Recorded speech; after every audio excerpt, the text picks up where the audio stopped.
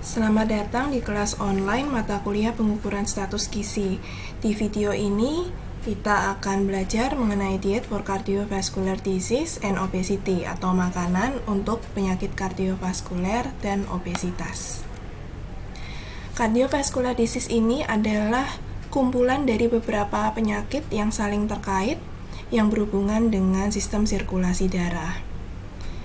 Karena ini adalah kondisi kumpulan dari beberapa penyakit, maka penyakit-penyakit tersebut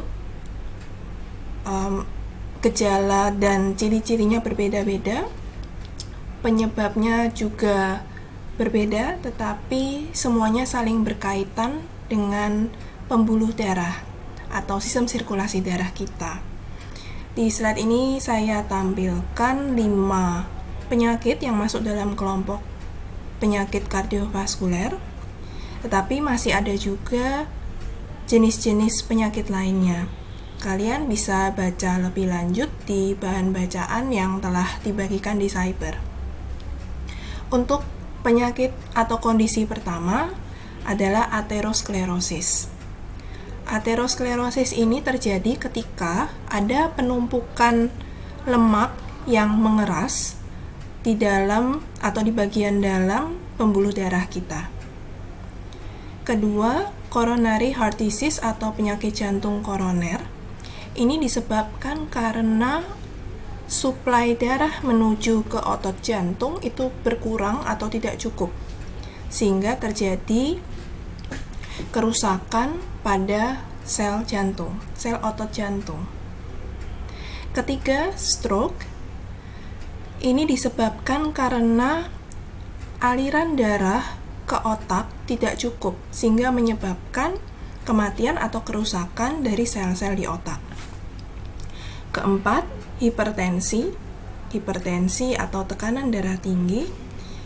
Jadi ini terjadi karena beberapa faktor risiko, dan ciri-ciri atau gejalanya adalah tekanan darah tinggi yang diukur dengan suatu alat yang lebih tinggi daripada ukuran atau standar normal. Kelima, cardiac arrhythmias atau aritmia jantung. Ini adalah kondisi saat denyut atau detak jantung tidak reguler atau abnormal. Untuk aterosklerosis, kalian bisa lihat kurang lebih situasinya seperti gambar ini.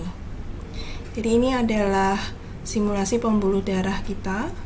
Di dalamnya ada sel-sel darah, di sini sel darah merah. Dan yang bagian kuning ini adalah deposit dari lemak yang mengeras, yang mempersempit saluran pembuluh darah, sehingga darah tidak bisa mengalir lancar dalam pembuluh darah kita, dapat menyebabkan tekanan yang tinggi atau tidak cukupan aliran darah di sel-sel tubuh. Aterosklerosis ini memiliki salah satu faktor risiko atau disebabkan oleh kondisi yang namanya dislipidemia. Dislipidemia ini artinya kondisi profil lemak atau lipid darah kita yang dapat meningkatkan risiko tubuh mengalami aterosklerosis. Seperti apa profil lemak darah yang dapat meningkatkan risiko tersebut? Kita bisa lihat dari beberapa pengukuran biokimia. Biasanya yang dicek, kita sebutnya cek lab darah, bisa 3 komponen atau pengukuran. Pertama, lipoprotein, kedua, kolesterol, ketiga, trigliserida. Aterosklerosis ini adalah penyebab utama atau penyebab dasar dari berbagai macam penyakit dalam kelompok penyakit kardiovaskuler. Jadi karena aterosklerosis, seseorang bisa mengalami stroke. Karena dengan adanya penyumbatan di pembuluh darah, maka aliran darah menuju otak menjadi tidak cukup.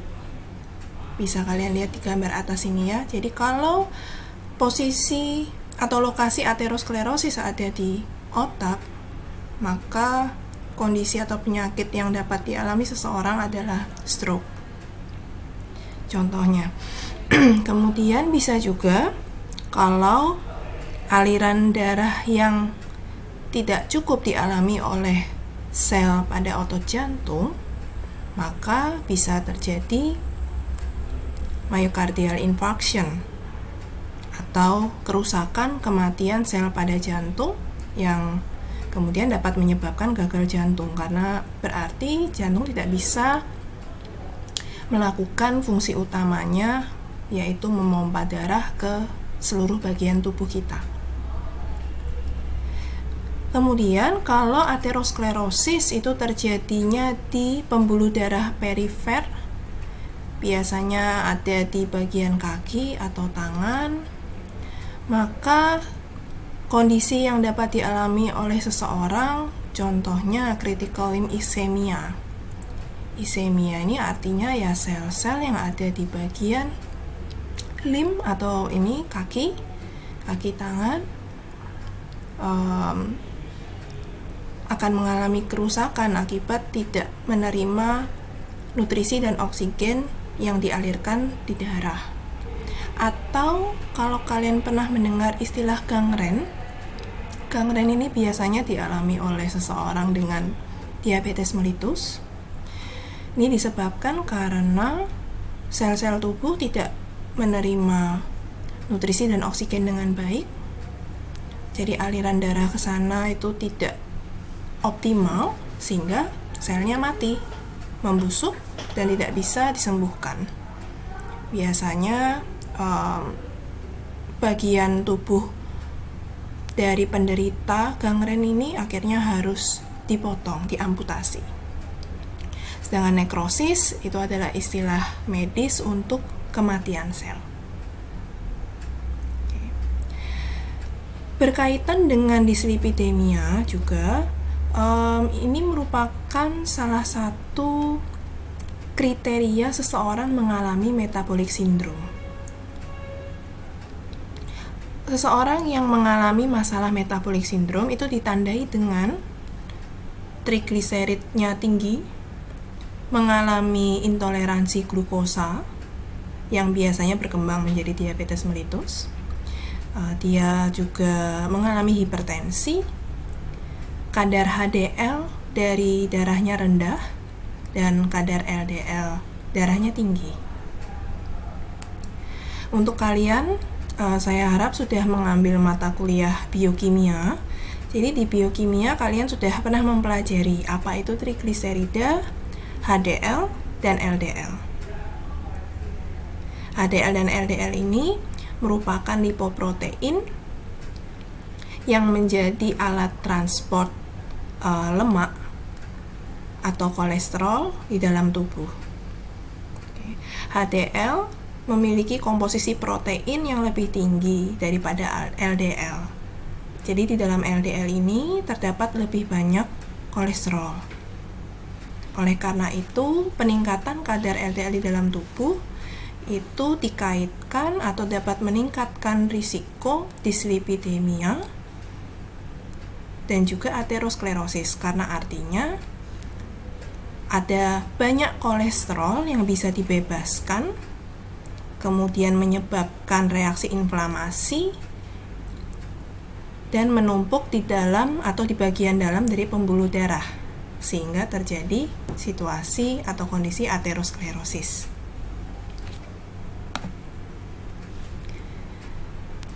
Oke, dari banyak macam penyakit yang masuk ke kelompok penyakit kardiovaskuler, ada beberapa faktor risiko. Faktor risiko ini tidak bisa disamakan dengan penyebab karena tidak bisa dibuktikan bahwa hal-hal ini secara langsung pasti menyebabkan situasi kardiovaskular disease. Akan tetapi, dari banyak penelitian yang sudah dilakukan hingga saat ini, kondisi-kondisi yang ada di dalam kotak ini dapat meningkatkan risiko seseorang terkena penyakit kardiovaskuler. Misalnya apa? Pertama, faktor risiko yang mayor atau utama adalah bila seseorang mengalami hipertensi, maka faktor risikonya mengalami penyakit jantung meningkat. Begitu juga dengan usia, kalau lebih dari 45 tahun untuk laki-laki dan lebih dari 55 tahun untuk perempuan, maka faktor risiko terkena penyakit kardiovaskuler meningkat.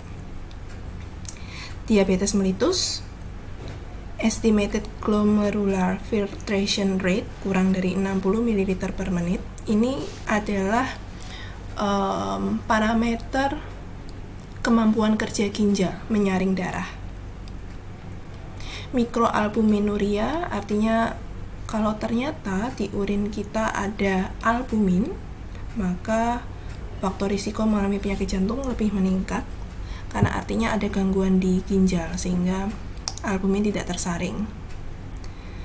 Dan yang berikutnya ada sejarah penyakit di keluarga untuk penyakit kardiovaskuler. Faktor risiko lain juga ditampilkan di sini ya. Misalnya kita lihat di sini faktor risiko gaya hidup. Merokok, kurangnya aktivitas fisik,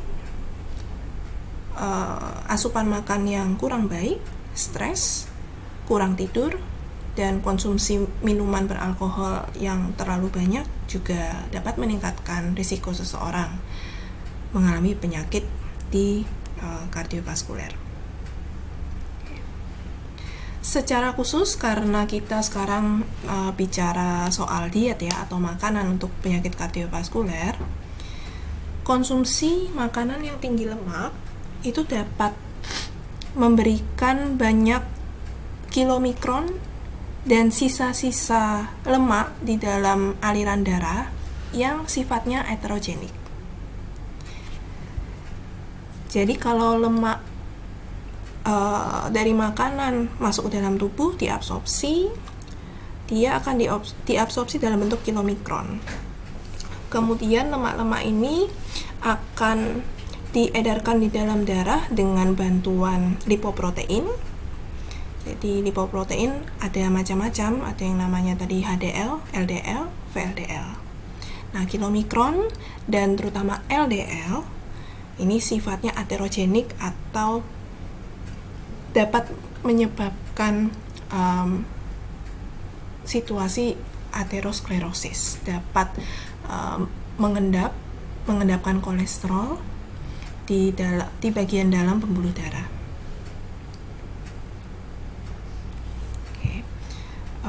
Di video selanjutnya kita akan bahas mengenai hipertensi.